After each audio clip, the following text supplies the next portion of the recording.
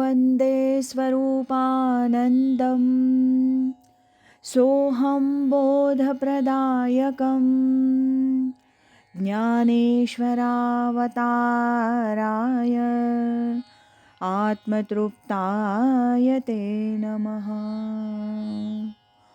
आदरणीय स्वामी भक्त वदा भट लिखित स्वामी म्हणे अमलानंदा या ग्रंथाचं वाचन आपण ऐकत आहोत. आज ऐकूया या ग्रंथातील पुष्प 10 भाग 3.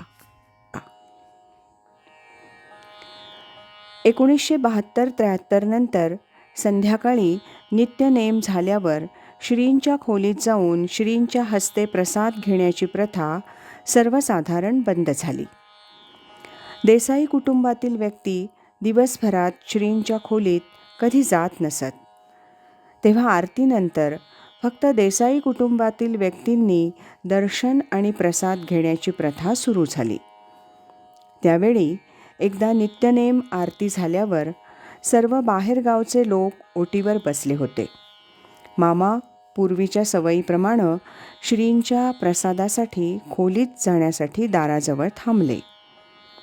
ओटीवर बसलेल्या श्रीयुत म.दा. भटांनी ते पाहून मामांना जवळ बोलावलं आणि नवीन प्रथा सांगितली. हे ऐकून मामा तिथेच बसले. इतक्यात श्रींचा आतून निरोप आला. त्यांनी मामांनाच प्रसादासाठी आत बोलावलं आणि मामा दर्शन आणि प्रसाद घेऊन आले. 1973 स्वामी म्हणे भावे आकळे वेदांत भेटे मूर्तिमंत परब्रह्म. 1973च्या सुरुवातीपासूनच श्रींची प्रकृती फारच नाजूक झाली. श्रींना कोणाशी थोडंही बोललं तरी त्रास होई.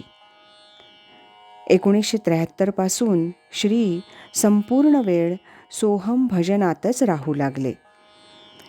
दर्शनेच्छू लोकांना खोलीच्या दारातूनच दर्शन घेता येई. श्री सहसा बसले राहत नसत. दिनांक 11 ते 17 फेब्रुवारी ह्या काळात मामा पावसला होते. श्रींना नाडीचे ठोके वाढण्याचा त्रास अधूनमधून होई. एकदा श्रींनी स्वतःच्या हस्ताक्षरात एक चिठ्ठी लिहून मामांना बाहेर पाठवली. त्यात लिहिले होते, कोणताही भाव जागृत झाला की नाडीचे ठोके वाढतात. त्यामुळं केवळ सोहम भजनात अंथरुणावर स्वस्थ पडून असतो. ह्यावरून श्रींना कोणाशी बोलण्याचाही त्रास का होत असेल याची कल्पना येईल.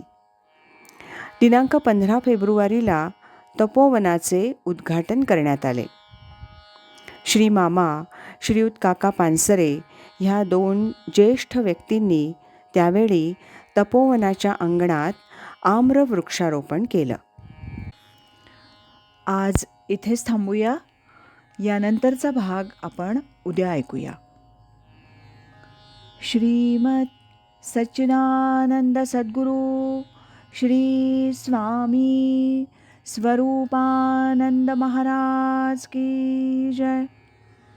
श्रीमत सच्चिदानंद सद्गुरु श्री स्वामी अमलानंद महाराज की जय.